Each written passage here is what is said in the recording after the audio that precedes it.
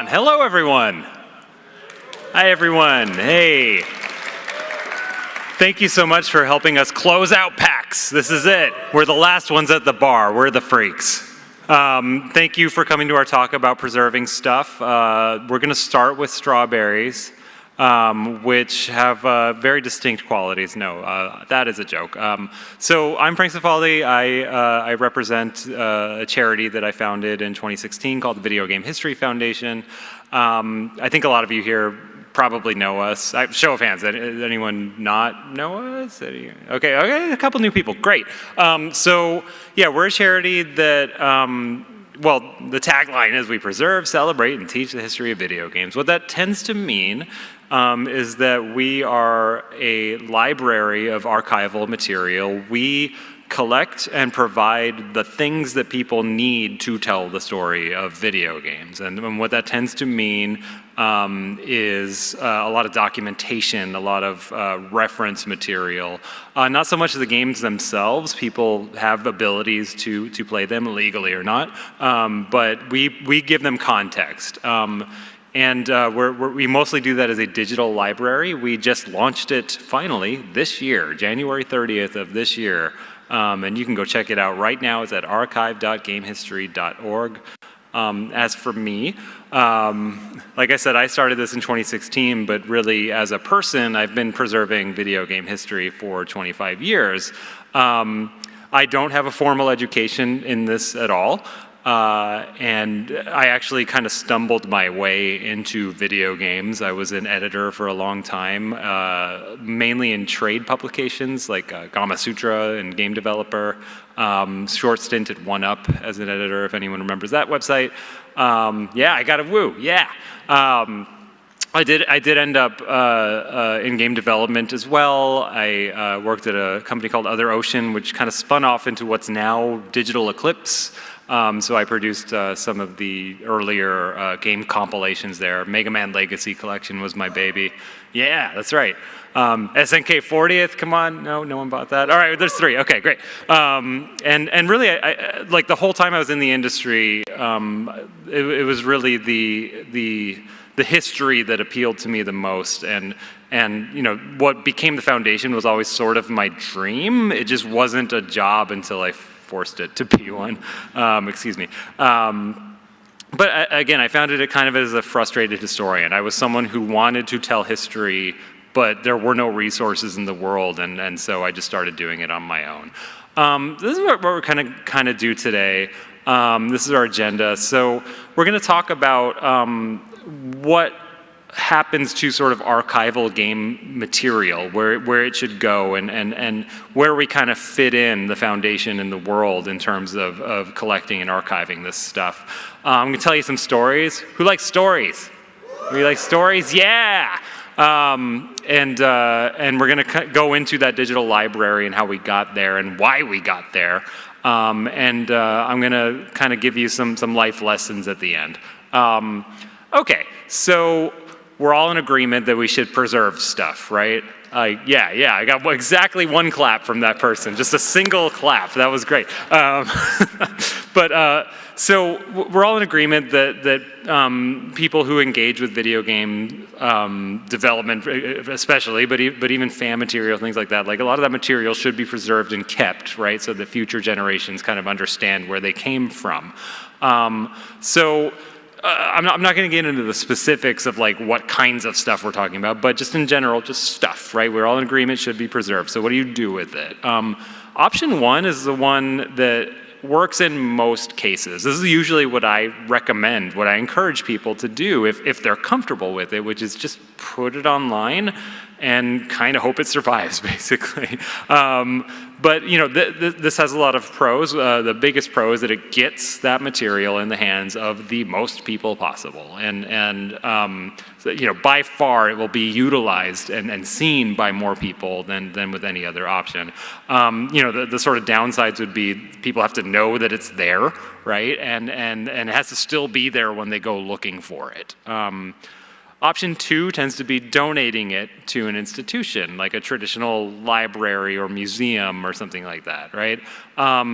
And again, pros and cons, right? Your stuff is cataloged, it's cared for. You've got, depending on the institution, you might have conservationists who like study the pH levels of different acids and like properly conserve things. And but again, downsides to that approach is that typically a lot of asterisks in my words today, but we'll, hopefully that'll make sense later. Typically, a traditional archive is kind of on-site only, right? So material that is at a museum, if they have a proper library with that system in place, if a historian, if someone wants to utilize that material to tell a story, they're going to have to travel. They're going to have to be on site. They're going to have to sit there and, in a laboratory in the best of cases and engage with the content. Which I don't know. Is anyone into playing JRPGs in a library?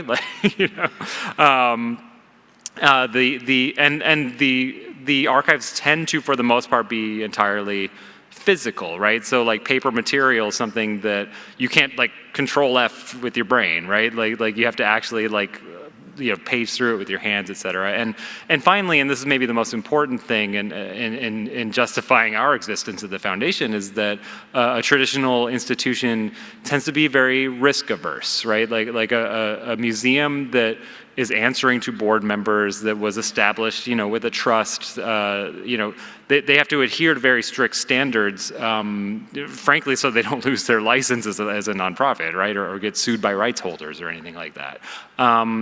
So again, they all have strengths and weaknesses. Don't take these numbers too seriously. I'm just trying to illustrate a point, right?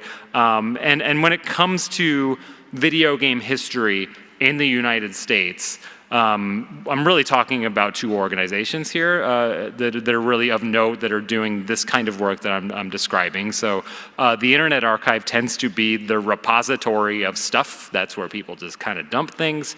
And the Strong Museum of Play is ahead of really any other institution in terms of physical archiving and more importantly, availability to researchers of material. Like if you donate something to the Strong, they catalog it and they will, for free, retrieve it to anyone who comes to them. Again, the problem is you have to go to them. You have to go to Rochester. In my 25 years of preserving video game history, and this is the advice I give to anyone who asks me, how do I get into preserving video game history? What do I do? First of all, it's not a job. But second of all, I just find the cracks and I fill them, right? Like I find the Frank-shaped holes and I go, I know how to fill that hole. It's kind of like this, depending on the shape, and do it. And so when I started this institution, the Video Game History Foundation, I tried to find that sort of middle space. I don't think we're really 4 stars and everything. Again, just don't take the numbers seriously. It almost seems like I'm throwing shade at these other two, but I'm not. I'm just trying to illustrate that I think that 3 approaches are necessary, at least 3 approaches. I really credit how we got here and our success to really these 3 things. We have a really nice logo, right? Like we appear as a very strong, clean, respectful source for this kind of work, right? And so we establish that sort of institutional trust, but because we're kind of small and scrappy, we also have sort of a lot of the freedoms that an individual archivist might have. I think this is really big. We're our own target audience. Everyone at the foundation, all 2 full-time employees, are people who have a background telling video game history and being in communities of video game historians and archivists who understand the needs of freaks like us. And finally, and this is pretty big, we don't focus on anything else, right? We are the Video Game History Foundation. We focus on preserving video game history. We don't have to do anything else, so we don't get distracted. So it's story time. So I'm going to tell you some stories because stories are fun, and we don't do a lot of this at the foundation. We don't do enough, I think. I don't want to say bragging, but just like telling people about the cool stuff we do. So I'd like to do that today. But it's not just for fun though. It's also I just kind of want to illustrate the need for what I see as this middle space, right? So I think every one of these stories will sort of illustrate the need for filling that gap. So let's talk about prototype video games, right? This is something that I think when a lot of people in online communities think of video game preservation, this is kind of what they think of, right? Like unreleased stuff or rough drafts of games, things like that. These are some examples of things that we've worked with. The one on the left is Power Up Baseball. That was actually an arcade sort of sequel to NBA Jam with Major League Baseball. Didn't work, but they tried. The middle one, this was really exciting. This was a demo done by a studio called Argonaut for the Game Boy that established that they could do 3D rendering on that little potato thing, the Game Boy, and it literally is what led to them getting work at Nintendo and making Star Fox. Is that they demonstrated to Nintendo with this exact demo that they could do 3D. It's a really important part of history. And then on the right is Simcopter 64, kind of a retooling of that game for the N64 that never got released. But something that I focus a lot on is the NES in particular when it comes to unreleased games. I could go on about this for hours. I've done videos on this. I'm not going to go super deep here, but I think the NES era of games is really interesting in terms of unshipped product, because not most, but a lot of games were completed and are of high quality and like by all means could have been released, but they were done, just not sold to people. You know what I mean? They weren't canceled. They were completed, but they just didn't kind of pay to manufacture them. And so I think the NES sort of has a secret like B-side library of totally finished games, and I'm fascinated by that. NES games, when we find unreleased ones, they tend to look something like this. They're usually one-of-a-kind objects that were sort of handmade either by their authors or by someone in like PR or something like that, or like someone in sales maybe was like demonstrating the game, things like that. And again, they're usually one-of-a-kind objects when we find them. Like that one on the right, that is Hard Drivin'. It's based on an Atari arcade game. My friend Mark Morris was crazy enough to port that 3D racing game to the NES, and this was just his personal copy that he burned to take home when he left the company, and that's all that exists, right? But they're not all internal use. I kind of alluded to this earlier. A lot of these were sent out to people, and this is one of those people. This is Ed Samrad. On the right, specifically, is Ed Samrad. Ed was a video game reviewer, and in those days, if you were getting games to review in print in a magazine, you kind of had to get them like 3 months ahead of time in order for the magazine to print that review and be on shelves when the game was out. And so he was sent a lot of this material. And Ed is someone who hasn't really been around in the industry since like 97, something like that. He's just very happily retired, and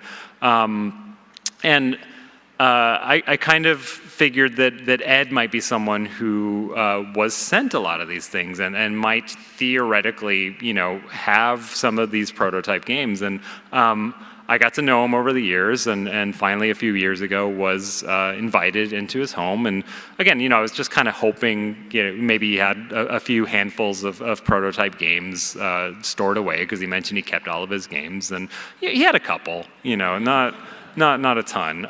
But I mean, this was stuff that just going back to actually the early 80s, because Ed was, before he started Electronic Gaming Monthly, he had a weekly newspaper column where he was reviewing games, and he just got he got things in the mail to review. And so this is great. This is a treasure trove. And in Ed's case, when he's looking at these things, he's like, well, I don't want to be rid of them. These are my games. I don't necessarily play them anymore, but I kind of want to leave them for my son, for example, to figure out when I'm gone. And, God bless. So instead of acquiring this material and taking it home with me, I sat at his kitchen table and just copied every one of the damn things. And he had no issue with that, right? Like he wanted to keep the physical property, but he didn't mind the data being preserved for the sake of education. This is a very peaceful scene, actually. Like just off camera is Ed this is on a Sunday. He put on a football game and he had a giant bowl of popcorn and he just immediately fell asleep. And goals, honestly. And so, we digitized all this stuff, and I think a lot of you in this room probably know this, but there is a thriving community online of people who sort of research game development by looking at these sort of prototype games, right? And so, in this situation, we figured that our role didn't really need to be that much more complicated than a conduit between ed and the internet, right? So we kind of hooked up different communities that examine this stuff with the prototypes. So, we sent the Master System games to the Master System guy. We sent the Atari games to the Atari guy. That would be Omar Cornut and Matt Reichert, respectively. And this is a wiki called Hidden Palace. We sent the rest there. And we did keep one for ourselves. This is a game called Super Sushi Pinball. It is ridiculous. And it's something that we thought we could sort of use as an educational moment for people who were interested in video games by sort of pausing and examining this one specific unreleased game. There is a YouTube video about it. You should go watch it. I put it out in Christmas 2023. Like I said, very ridiculous game. It is. So it was in Japan just a regular ass pinball game, right? It has nothing to do with sushi. For some reason, when they were thinking of localizing it here, they didn't really add a sushi theme, despite the key art that you're seeing here on the flyer. Do you see the text on above? So I swear to God, that's like a 2-minute, excruciatingly slow text crawl. With this weird music that's explaining to Americans the then new concept of a sushi restaurant. And it goes on forever. It goes through terminology and history. And at the end, I swear, it just says, there's no sushi in this game. We just thought this would be a fun way to teach you. And then you play like a robot sushi game. But and of course, we published this video and everything, but we just kind of threw the ROM to the Hidden Palace wiki, the one that I mentioned earlier, and it's just kind of part of the public record in terms of accessible games. And the reason I bring all this up is that getting to Ed, getting to his stuff, bringing all that equipment, this costs time and money, right? This is something where I spent a really long time building that relationship and that trust with Ed, which, being the foundation, of course, helped us with, right? We are an institution. I'm not just some guy knocking on his door. But I made it my job to be able to kind of go on site and be able to archive these things because we are a nonprofit that is funded by individuals who believe in this kind of work, right? They fund us so that we can go do this kind of thing. And the reason that I can be that flexible and just kind of show up to Chicago when I feel like it, not when I feel like it, but when it makes sense, is that, we don't operate a physical museum that I have to go staff or anything like that. It's really just two guys in an office doing this kind of thing, right? And the third thing that is unique in this situation is that I mentioned earlier that we didn't care that he wanted to keep the physical material. That's unusual for an archive. That's not a normal way of doing things, but it is something that we've kind of tried to establish as part of our processes, is that in situations where the physical material doesn't provide a lot of material value to a researcher, we don't care where that goes. We just care that the data that it contains is available for people to use. Another quick story, this is Chris Oberth. Chris unfortunately passed away quite a while ago. He was a programmer going back to the early arcade days. My favorite work of his by far is an arcade game called Anteater. Pause for woo, no woo, that's okay. A lot of people don't know Anteater, it's brilliant. But we're talking about NES. He actually did work on some NES stuff, including American Gladiators. I'm not going to pause for woo on that; doesn't deserve it. But Chris, like I said, passed away, and his family was trying to figure out what to do with his stuff. And he collected video games. He was a huge fan of games, and they were selling his retail video games on eBay to sort of help pay the bills and stuff like that. But as they kind of got deeper and deeper, like digging through his man cave, they started getting to like Chris's actual work, right? And so this actually was it was a hard drive backup from like 1992 spread across, I believe it was 37 floppy disks, something like that. This was awful because, well, it was great, but it was awful because when I say it's across 37 floppy disks, I don't mean that he like dragged some files on each disk. I mean that he used a backup utility that spread that data across all 37 disks and compressed it and was very proprietary. And if one of those disks failed, we would not have any of it, right? And so, anyone know Foon? Anyone know that name in the audience? Yeah, Foon rules. Foon is local to me. Foon has a lot of vintage hardware. This is something that we couldn't like emulate to like reconstitute that hard drive, but Foon actually was able to, we dumped the disks and Foon was able to replicate those disks and reburn them and able to basically reconstitute Chris's hard drive. And we essentially had his complete development environment from his time at Incredible Technologies is where he was. They're still going. That's the Golden Tee people.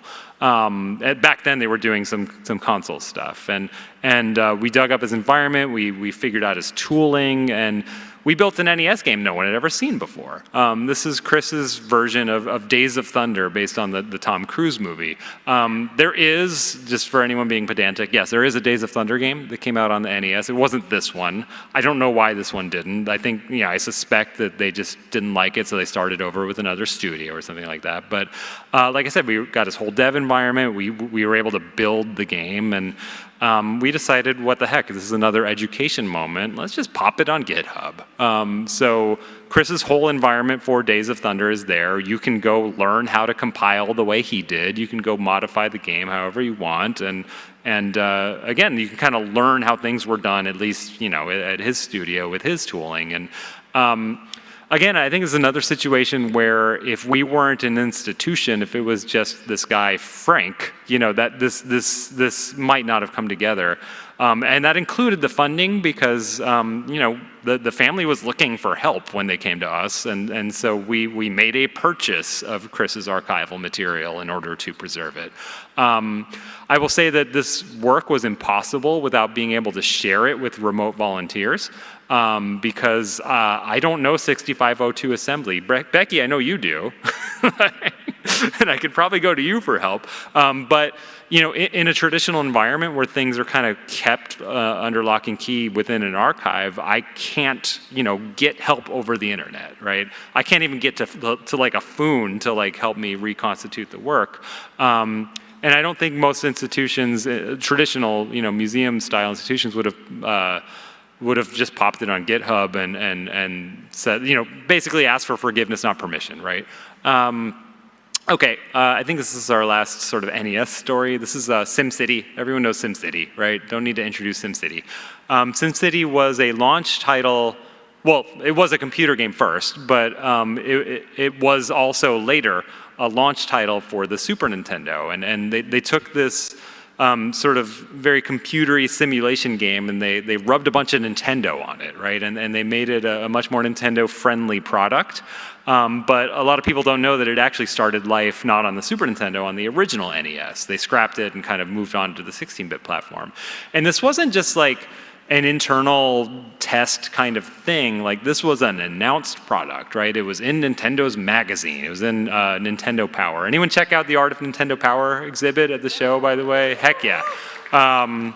And they displayed it at trade shows. It was playable to people. That is actual footage from the Winter CES show in '91. And that is the last time anyone saw it. It disappeared. It got canceled until it walked into a game store near Redmond. Weird. And so, it walked in, and this individual who had the game, actually 2 copies of the game, you can see 2 of them there, and I think that's Dr. Mario in the middle. He brought it into this game store. The game store recognized, like, okay, this is a big deal. And what they decided to do was to entertain financial offers for SimCity, for what might be the only copies left of the SimCity project. And they took them to a show called Portland Retro Gaming Expo. Yeah. I'll be there this year if you're going. And the idea was they were going to meet with some of the higher end collectors and sort of try to talk through like what their options were for SimCity. I knew I wanted to preserve this thing, right? This is sort of like holy grail material for someone like me who's interested in unreleased NES material, right? So I knew I had to get kind of creative because I don't have infinite money. At the time, the Video Game History Foundation, we were doing these sort of pop-up museum exhibits at Portland Retro. That year's theme was already decided well in advance. It was the 40-year anniversary of the Atari 2600. And so we had already designed that, but over in the corner, I made a little honey trap. So I presumed correctly that someone in the Redmond area who had SimCity probably worked at least in the industry and very likely for Nintendo. And so I kind of wanted to demonstrate that we were an institution that handled these things with respect, that preserving work like that offered opportunities that might in some situations be worth a little bit more than money. And you know, long story short, you know, we met with the owner and we worked something out. And this is actually my friend Christian who ended up buying one of his cartridges and helped us preserve the ROM from that. You know, we worked out a situation where he actually took less money than he could have because he believed in the idea that material like this should be preserved and shared and studied. And so it actually created this really interesting situation where I don't know, like I never really looked into before this the creation of SimCity on the Nintendo, but it was like this international game jam collab between like Will Wright and Miyamoto, like the hottest game designer in the US and Japan at that time, kind of came together and chocolate and peanut buttered this thing, and it's a really interesting story that, you know, we took the time to sort of publish on our website. And indeed, that ROM, like the others, we donated to the Hidden Palace Wiki project. It's just there. It's on the Internet Archive, etc. And again, I think, you know, this is a situation that was very uniquely us, right? Like, I don't know that anyone else is stupid enough to like make a honeypot, right? Just to preserve a game. But again, being that we are a funded institution, that individuals like donate money to us, we have the time and resources to do this, right? And we have the time and resources to plot this out, to like build an exhibit, to show up. But in addition to that, there is that institutional trust, right? Like the owner saw what we were doing and believed in it, and we were able to work that out. This is kind of a hot take maybe, but if there's something to take away from these last few things, if you are someone who might own an unreleased game, think about, you know, what you want people to do with it, right? Like if you want a lot of people to actually access it, I don't think you should send it to a museum. A museum typically, again, asterisk here, like people can be a little bit flexible, but for the most part, if an unreleased game goes to a museum, their hands are tied at that point, and it's kind of forever doomed to be an on-site only access thing, and I don't think people play games in libraries. Okay, so that's prototype stuff. Let's talk about kind of source material, right? Like the raw things that go into making a video game. We talked about source code a little bit with Chris's example. And these are some other examples. Like we have the source code and tools and everything for, this is on the left, Disney's Aladdin on the Sega Genesis. That's actually the animation tool.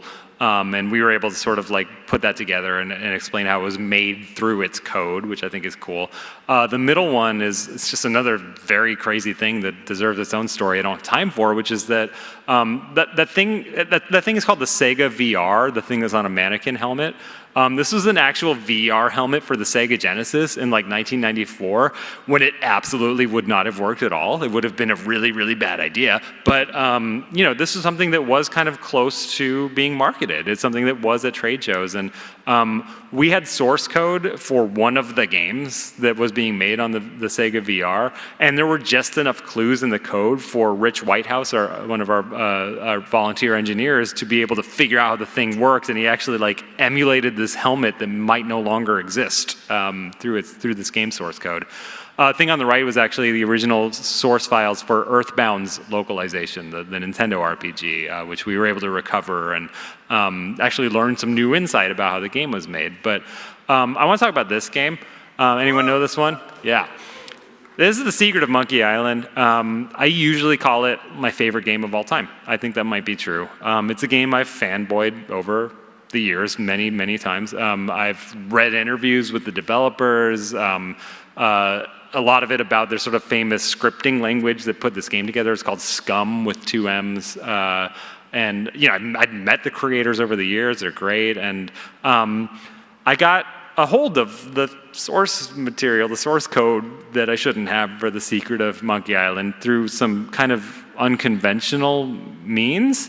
So this was kind of outside my house, and this truck just spilled over, and there was just all this stuff over the street, and we all ran out because we were like, oh my God, what happened, right? There's just chocolate over the street, and I was like, guys, I think this chocolate is the secret of Monkey Island. And my neighbors, that's Jason Scott, the archivist in the hat, they were all like, Frank, you can't go in there. I'm like, I have to. This is the secret of Monkey Island, and they're trying to pull me back, but it was too late for me. Like I dove in, right? Like this was like a dream for me, being able to like, go into the Matrix basically with my favorite game and like see what was actually under the hood and like see the tools that these guys use to make the game. And I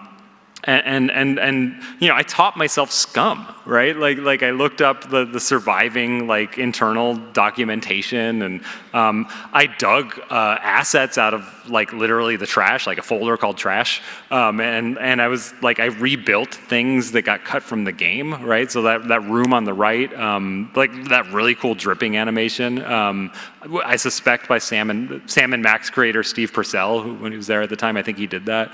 I found like an early Guybrush like sprite model sheet, and I was able to sort of learn this and build from it and just like geek out over like getting into my actual favorite game of all time. And but unlike material before, like Days of Thunder, right?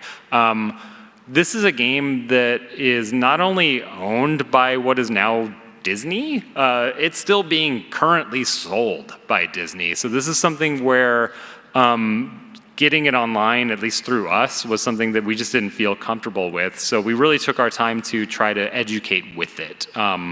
And so we kind of did the next best thing. And I contacted Ron Gilbert, who was basically the creator of the Monkey Island series. And we did a live stream together where we kind of taught people through his own memories and through looking through the source material and even his notebooks, how the game came together. And this is something that I really wish like I could give this experience to anyone else. I don't even know how to I tried to think of an analogy of like what this is like. The best I could come up with is like jamming in your favorite band. You know what I mean? Like I actually like kind of made Monkey Island stuff with Ron. Like that's crazy.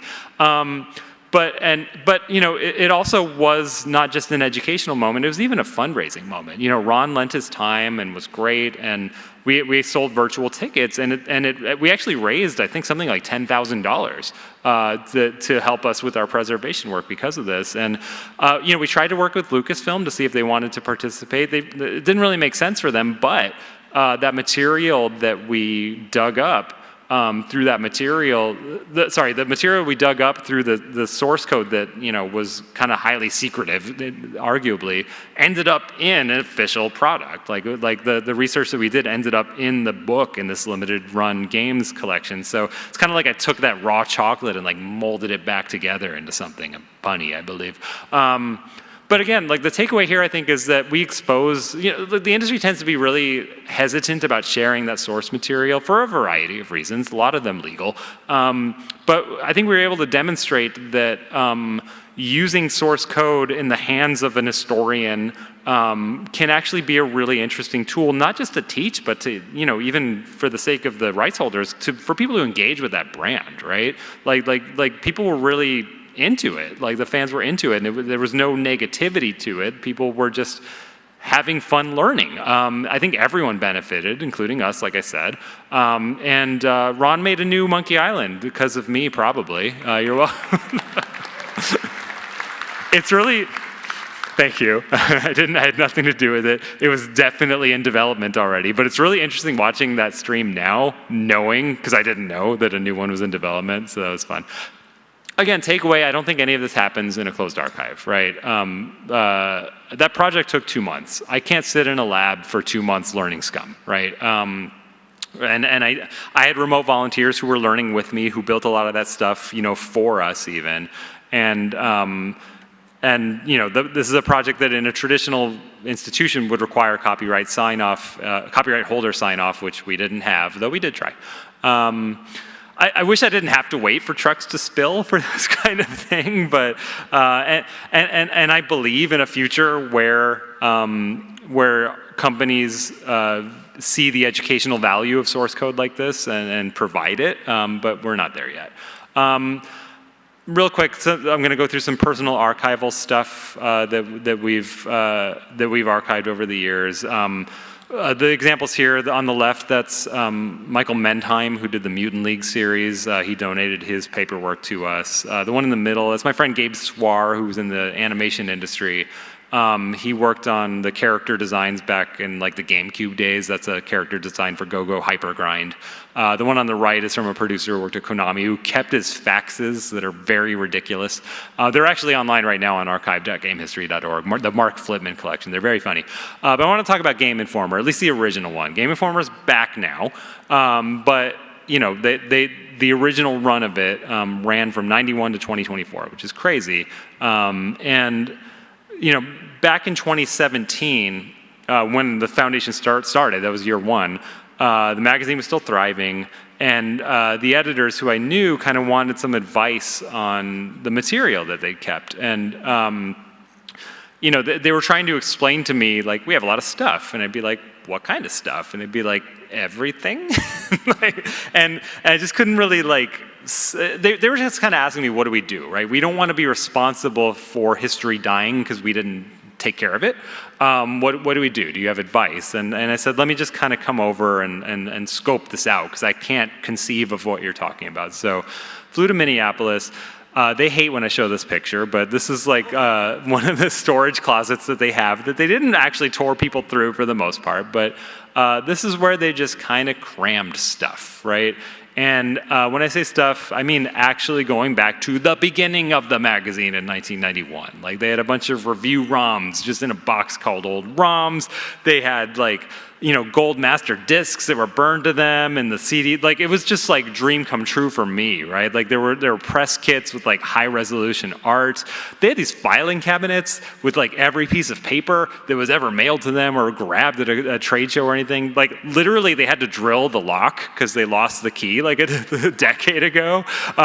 Just endless things. I'm like there was film, that's like the box art for Shaq Fu on like high resolution film, photos from trade shows, like Bonk and Zonk hanging out, 35 millimeter slides, just endless material that, that's the closet after a week. Like so much of my job is like cleaning basements. But at the end of the trip, like I organized it, I scoped it out, and it was just an inconceivable amount of material. Like my rough estimate of just like optical discs, really, like this kind of stuff, right? Just optical discs of data of some kind. Sorry, went too far.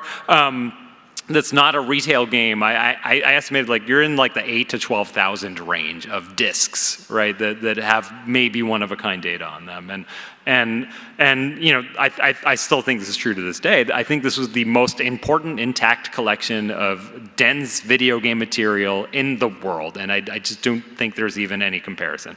Challenge. Kind of like Ed Semrad, owners want to keep the stuff in the office, right? It's like, look, we still have we are still a magazine, right? This is stuff that was sent to us to use in our magazine. We still use it, maybe. We also, again, we're a magazine. We work with these publishers. We have concerns about things leaking out that they don't want out there, and us looking bad because of it. And again, of course, the challenge of digitizing this stuff was pretty insurmountable. It was just thousands and thousands of things.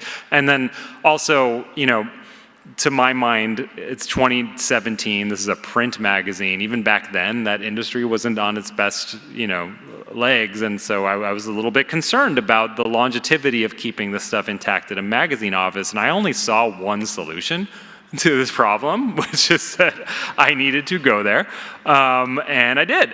So in 2019, I organized an army of volunteers, and we lived in Minneapolis for 5 weeks, and we just full-time, nonstop digitized stuff. We built a robot farm that ripped discs. Every night I took home like boxes of paperwork that I like carried like 3 blocks to my hotel so I could sort it and like take the staples out so the next day I'd have time to like scan it and stuff like that. And you know, we didn't really have a plan other than like, if this building catches on fire tomorrow, I want to know that we saved as much data as we could, right? And we'll figure out access later. I don't care. This is too important. So we did what we could, and you know, by the end of the trip, June 2019, it's like we got through maybe like 70% of it or something like that. Like a lot of stuff, like 25 terabytes of stuff just on a NAS. And it was like, okay, maybe we'll come back next year, finish the job, June 2019. And so in March 2020, we all went home, including Game Informer. And they never went back. They became a remote magazine, a remotely staffed magazine, and all that material remained in the office, unutilized, and then they shut down. So, you know, they never got back to that office. They never got back to that stuff. And I've spoken to the staff who were there at the time and who are now rehired. What a miracle, by the way, that like not only did they get the magazine back with the new investor, they hired literally everyone who was laid off. That's incredible. But they didn't have access to this stuff, and in fact, they don't know where it is. That stuff that was in the office is gone. The stuff that we digitized is lost forever. I'm kidding, we took it. We actually went back in, we went back December 2019, and we took, they finally offered us, like, they kind of realized after we were there for 5 damn weeks, it's like, okay, these guys know what they're doing, you know? And so we took all of the sort of like, not retail stuff, right? We didn't take their video game closet. I don't know if anyone's seen videos of the vault, but we didn't take any of that. We took like the paper and the press kits, et cetera, et cetera. And you know, we're now the proud stewards of that stuff. And again, I think this is something that not many institutions could have done. And this is something that, again, I just want to kind of hammer home the idea of like, you need a funded institution because people's labor should be paid for, including mine. I didn't pay myself for 5 years, but that's not for lack of trying. Like this is what needs to happen for people to be able to like stop their lives and do this kind of work. And you know, this was a very expensive project. This is a time when we didn't have paid staff. In fact, this was entirely volunteer, and yet this really was a $40,000 project. You know, you add up just plane trips, hotels, you know, equipment, like building that robot farm was really expensive. Just the like trucking it back, and like we paid like the highest security possible. We had like a dedicated truck. It was like, I'm not losing this. It's one of a kind. So yeah, again, this is something that I think, again, if there's a theme here, it's that we're kind of finding our niche and trying to do things that we don't think anyone else can do. So really quick, I want to talk about video game magazines. This is something that we spend a lot of time working with and processing because we think, like Game Informer and its collection, magazines are kind of one of the densest forms of history, at least during, the reign of the magazine, right? When print media was king, kind of before the internet. This is a magazine, it's called Computer Entertainer. Did anyone see our announcement about this? Yeah, okay. So Computer Entertainer was a newsletter that ran in the 1980s, and it's really fascinating for a lot of reasons. Well, first of all, it was run by two sisters in LA, so it was like a women-run magazine in the 80s for video games. That's crazy. One of them, Mary Lou, her day job was at Warner Brothers Records. She managed Prince, like the artist, like who was then known as Prince, and like this was her side hustle. Was she had this mail order video game business that also had a newsletter. But what is maybe the most remarkable thing about Computer Entertainer is that I think we've all at least heard the term the video game industry crash, right? Like home console games in the US were just kaput. You were there, Becky. They were kaput. They were just, no one was making them anymore in the 80s because it was just a complete colossal crash. And so with them went the video game media. There weren't any video game magazines. No one was talking about video games in print. Except for them, they somehow survived and just kept talking about video games, probably because, come to think of it, like us, they were small and scrappy. They could survive these things. And so it leads to really interesting situations like, oh, is this the only review of Super Mario Brothers from when it came out? So far, we think yes, at least in English, at least in the US. This might be the only publication that was like looking at Nintendo when it came back. And so we acquired, actually I shouldn't even say we, but it was I. Like before the foundation started, it was like 2012, I found one of the editors, Mary Lou, and she sent her own personal copies of this newsletter to us. And we did some, at the time, kind of serviceable scans. They weren't really good enough. Unfortunately, her sister, Celeste, this is her, she's a little photo shy, passed this year, and Mary Lou, had the bummer job of kind of cleaning out Celeste's house, and she was like, hey, I found Celeste's volumes, do you want these as well? And I talked to Mary Lou, and I was like, I think you're are you now the copyright holder solely of this stuff? And she said, yeah, and so, long story short, we acquired it. We worked something out with Mary Lou, and we're now the rights holders to this very fundamentally important historical document called Computer Entertainer. And because we now had a duplicate set, this is so hard for me to do, we made the very difficult decision to take a razor to one of them and get all the pages out and like scan them properly. And they're now out there, and you can, and not only did we acquire it and bring it in-house so that it's safe, we also released it under the Creative Commons. So you guys kind of own it too at this point. You can do whatever you want. Thank you. So again, I'm not going to keep harping on how we're great, whatever. So that kind of brings us into this digital archive and how we got here. So the goal of the foundation since its inception has been to build this thing. We want anyone to be able to be a video game historian. Anyone who's interested, who wants to tell the story of video game history, we want them to have the tooling they need to do that. We built this tool from scratch and really for a singular purpose, right? Like, again, video game history, that's all we care about. And we felt that a traditional library structure that was like established in like literally the 17 or 1800s and meant for physical books, like what we were seeing in the world was those rules applied to a digital born media, video games, that just made no sense to us.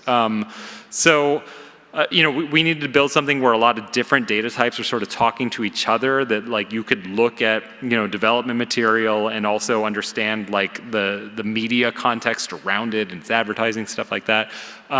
Maybe the most important thing though is that we wanted something that like normal people could use, right? Like people who weren't traditional, journalists or historians. It didn't have to like deal with a lot of quirks of practices. So step one to building a video game library is hire a librarian. This is Phil Salvador. He's great.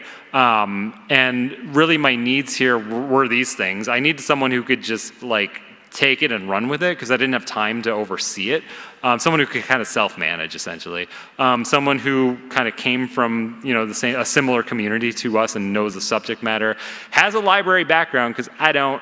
And someone, this kind of sounds silly, I guess, but it needed to be someone that I could spend time with because there's literally 2 of us in an office. And that's Phil. That's literally a photo of him volunteering in Minneapolis for that Game Informer project years before I asked him to join us.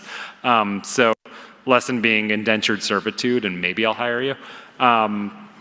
Step 2 is invent a bunch of stuff. I won't go through this, extensively, but there were a lot of issues that we had to kind of overcome, right? Like there aren't a lot of off-the-shelf solutions that do the kinds of things that we do. There aren't a lot of things that like help you search through things the way that we want you to search through things.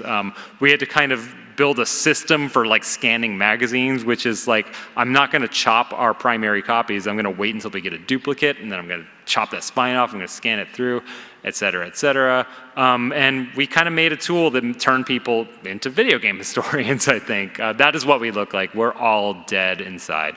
And we launched this, like I said, January, and it's so cool seeing people utilize the tool to this day. And it just works, right? That's what we wanted. We don't even ask for your cookies. You don't even get the stupid pop-up that's like, do you consent to cookies? Do you want to reject the unnecessary ones? We don't even do that. Like, you just go there and it works.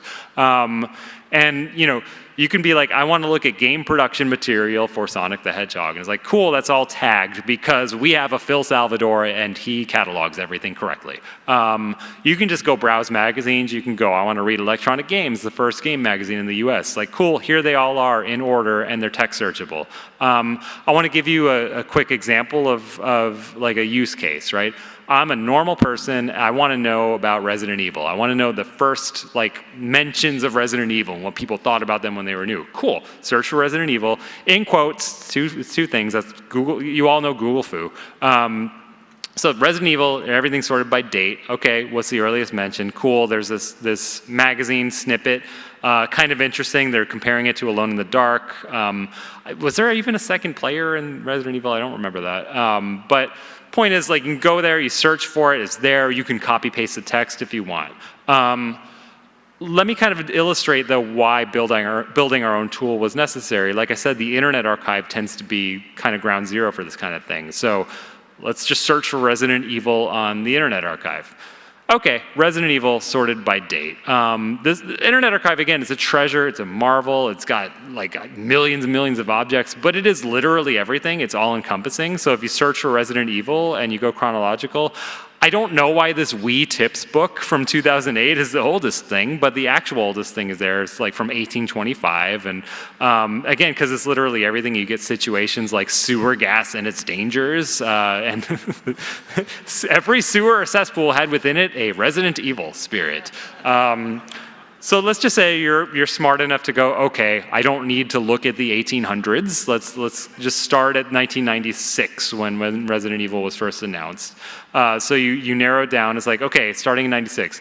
What are all these identical Russian things with Earthworm Jim? I don't know what I'm looking at. I don't understand this. So, okay, let's go English language only. That helps. That Wii Tip book is still there. The thing is like a virus. But again, even I as a researcher, I'm looking at this and I'm like, why are there 4 identical copies of whatever Game On is, right? And what are these other books that I don't like? What is this, like Rock and Roll magazine or something? So it's like, okay, let's say starting in 96, only video game magazines.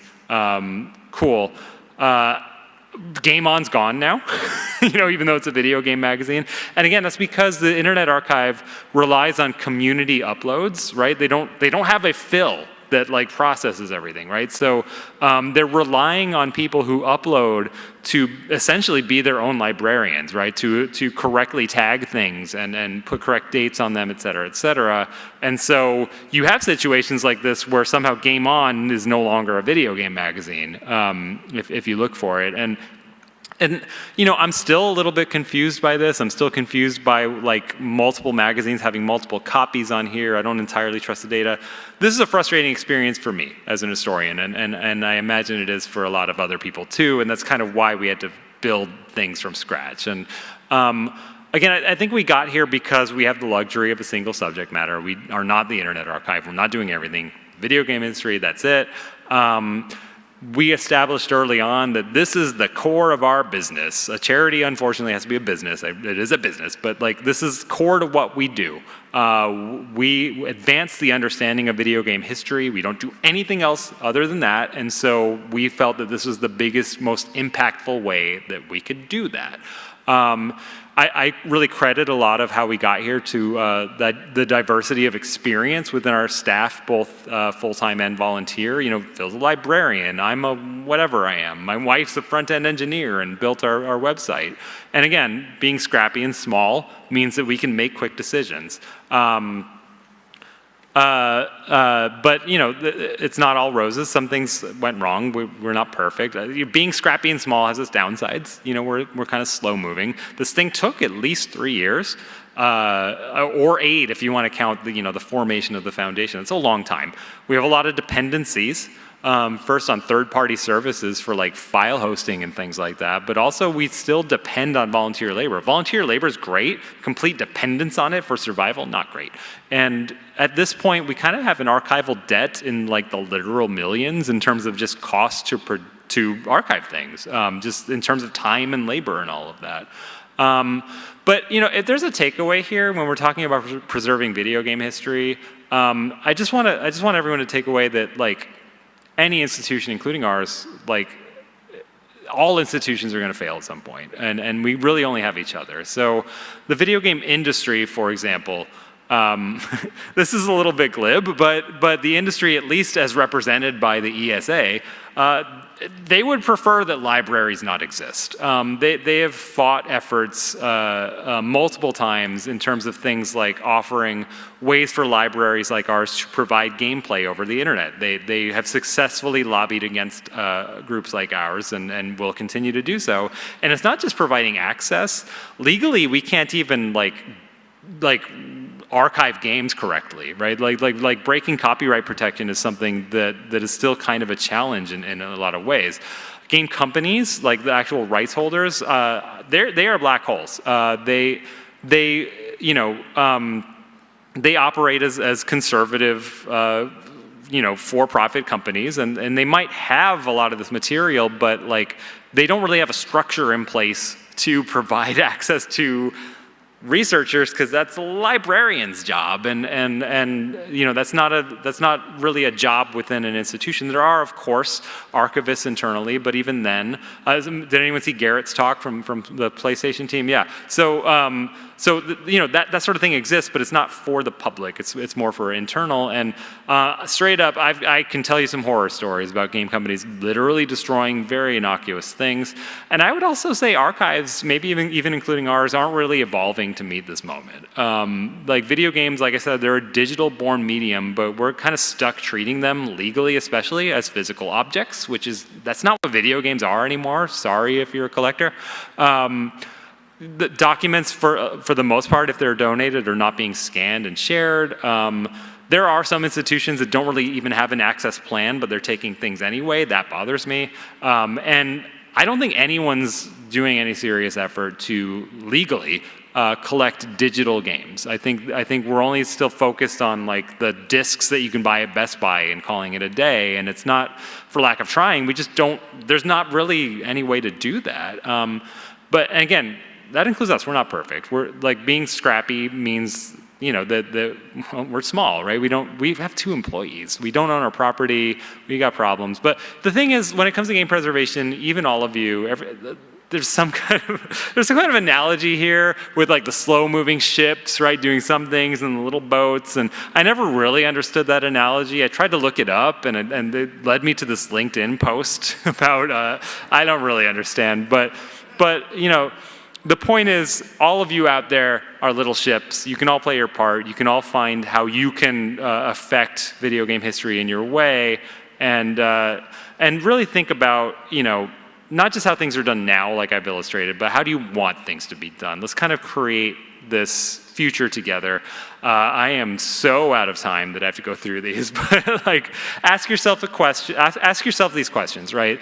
If you're in the industry, does the ESA actually represent me when they say they don't want people to study video games over the internet? If you're donating things, and this is maybe the most important takeaway, think about what you want to happen with that material. Do you want it to be accessed by literally anyone? Do you want to be involved in terms of like, figuring out what kind of person can access this stuff, which no problem, right? But get involved. Don't just assume that a donation means it's taken care of. Like, kind of get involved, however makes sense to you, because really in the end, all we've got is each other, and this is an infinite challenge, and only we can fix this by working together, I think, and figuring out where our little boats go. And that is all the time I've got. Thank you so much.